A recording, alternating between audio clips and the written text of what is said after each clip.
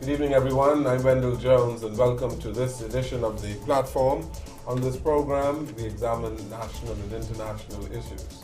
There's a book out now called Get Yourself Up. Find the strength within you and pull yourself up.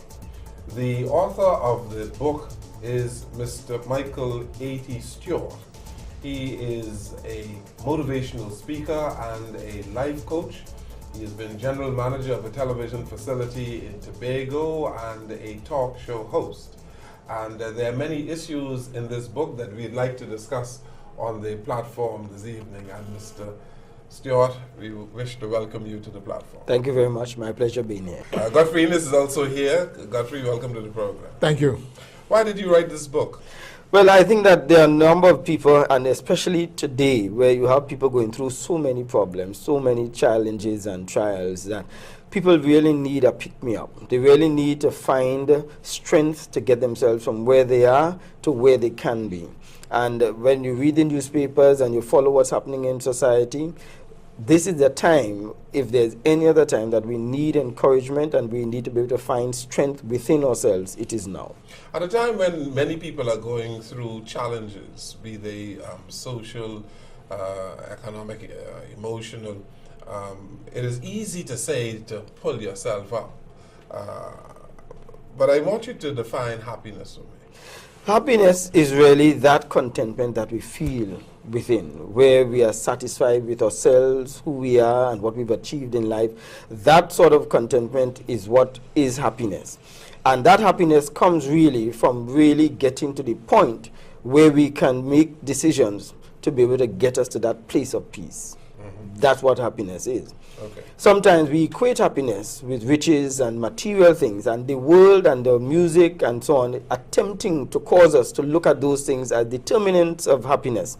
So when a person loses his or her job, that person looks for suicide. There are some principles of happiness, and in your book you talk about 10 principles, I think, Yes. of happiness. We want to examine those principles later on in the program. Godfrey? Mr. Stewart, Yes. I am always interested in books about the region by people of the region. We live in a global society, and we sometimes are so much influenced by the externalities and not look at ourselves. I presume that this book you've written is about adapting your life from a Caribbean perspective, is that right? With all the issues that we encounter, yes. Because living in the Caribbean and being a Caribbean person is very different from being somebody in North America or in England or somewhere else. Well, yes, that is true, because the Caribbean has its own nuances, its own peculiarities, and what you suffer from in the Bahamas, you will find that in Trinidad and Tobago we have the same thing, probably on different scales. Some of the challenges that we face really would run common throughout the Caribbean. But life is pretty much the same in terms of how people deal with personal issues, how they deal with emotional issues. Whether you are in North America or in the Caribbean, if you have a problem with your marriage, you know, it's pretty much the same type problems, eh? Not the way we deal with it. If you see what's happening in the United States, where someone will go into a mall and shoot down a number of people that he has never met, you can see that we deal with it completely differently. Yeah, but it's a sick person who would do that. So then, is that saying that we have no sick people in the Caribbean? No, I'm saying we have sick people in the Caribbean as well. We have just not reached that level of violence. We've dealt with things differently.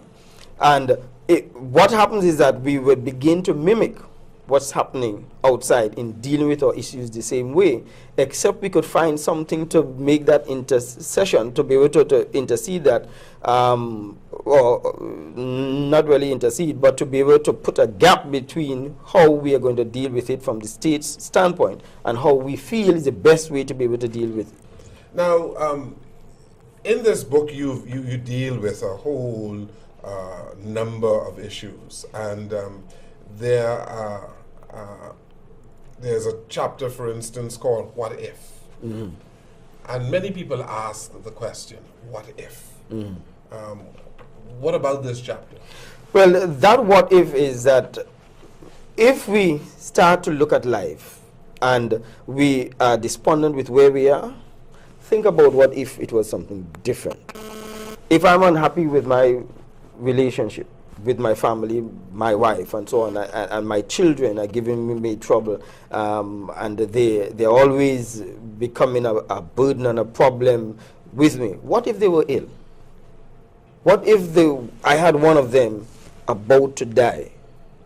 Wouldn't I now appreciate that miserable child?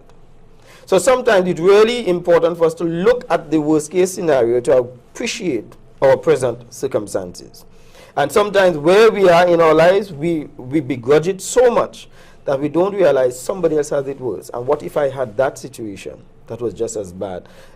So we begin to appreciate our own.